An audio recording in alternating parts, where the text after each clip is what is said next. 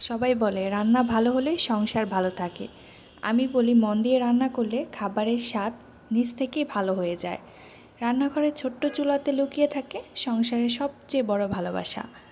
রান্নার রেসিপি সবার কাছে এক হলেও রান্নার স্বাদ কিন্তু এক হয় না। কারো রান্নায় থাকে ভালোবাসা, কারো রান্নায় থাকে যত্ন, আর কারো রান্নায় থাকে সারাদিনের ক্লান্তি মুছে দেওয়ার চেষ্টা। শীতের সকালে উঠে নাস্তা বানাতে ইচ্ছে না করলেও কিন্তু নাস্তা বানাতে হয়। আজকে চিন্তা করলাম লাউয়ের ভাজিটা করে নিই, কারণ ঘরে লাউ ছাড়া আজকে তেমন কোনো সবজি ছিল না, আর আমার বাসায় আলু ভাজিটা খুব কম খাওয়া হয়। আলু ভাজির সাথে অন্য কিছু হলে মিক্স করে খাওয়া হয় আর কি। তাই ভাবলাম যে লাউ ভাজি করে নিই, সাথে ডিম ভাজি করে নিয়েছি আর রুটি বানিয়ে নিয়েছি। শীতের দিন এটা করতে কিন্তু অনেক বেশি কষ্ট লাগে, কারণ ঘুম থেকে উঠতেও ইচ্ছে করে না। তারপরে আজকে আবার মাছ এনেছিল, এই ছোট ছোট ট্যাংরা মাছগুলো আবার কাটতে হবে। সংসারটা যেহেতু দুইজনের, কাজগুলো যদি দুইজন ভাগ করে করা হয় তাহলে কিন্তু কষ্টটা কম হয়। আর আমার যেহেতু ছোট ছোট দুইটা বাচ্চা, তাই যদি আমার কাজগুলো দুজন করি তাহলে আমার জন্য বেশ সহজ হয়। তাই আলিফা আমাকে প্রচণ্ড সাপোর্ট করে এবং সাহায্যও করে।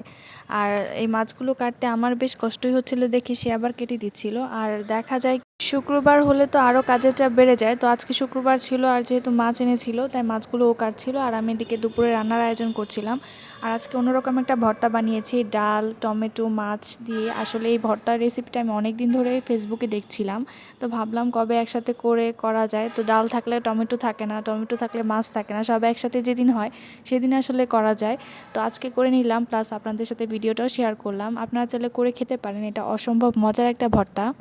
কিন্তু অবশ্যই শেষে সরিষার তেল এবং লেবুর রস দিতে হবে। আমি লেবুর রসটা দেখাতে ভুলে গেছি, আর বেশ খানিকটা ধনেপাতা দিলে আরও বেশি ভালো লাগে। তো শীতের দিন তো এগুলো থাকে। আর ও ট্যাংরা মাছটা কেটে একদম ধুয়ে দিয়েছিল, আমি শুধু ভেজে নিয়েছি। আর আমার ভাষায় সবসময় ভাজা মাছ খাওয়া হয়, তাই ভেজে আসলে আমি রান্না করি। তো আজকে সিম দিয়ে আলু দিয়ে রান্না করেছি, এটাও খেতে ভালোই হয়েছিল। তো আজকে আমাদের এখানে ওয়াজ হয়েছে, আর ওয়াজে তো সবসময় এদিকে অনেক মেলার মতো আয়োজন করা হয়, খাবারের স্টল বসে, অনেক খেলনার স্টল বসে। তো আলিফের বাবা গিয়েছিল, ওইখান থেকে সন্ধ্যার নাস্তা কিনে এনেছে, প্লাস আলিফের জন্য খেলনাও কিনে এনেছে, কারণ ছোট বাচ্চাদের খেলনা দেখলেই তো কিনতেই হবে।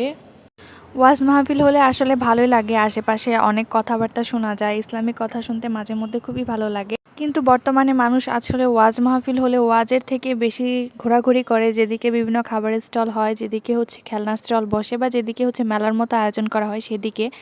তো ওয়াজ মাহফিলে কম মানুষই যায়, এদিকে বেশি বেশি ঘোরাঘুরি করে। তো এদিকে আলিফা বিকেলের নাস্তাটা আমি আনতে পাঠিয়েছিলাম, যেহেতু আমাদের বাসার সামনেই হয়েছে, ঘরে বসেই সব কিছু শোনা যাচ্ছে।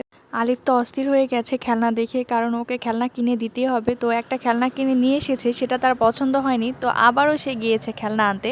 তো একে একে দুইটা গাড়ি কিনে নিয়ে এসেছে। তো একটা পছন্দ হয়নি তাতে কি হয়েছে, তারপর এটা পছন্দ হয়েছে নিয়ে এসেছে। আজকে এখানেই বিদায় নিচ্ছি, আসসালামু আলাইকুম।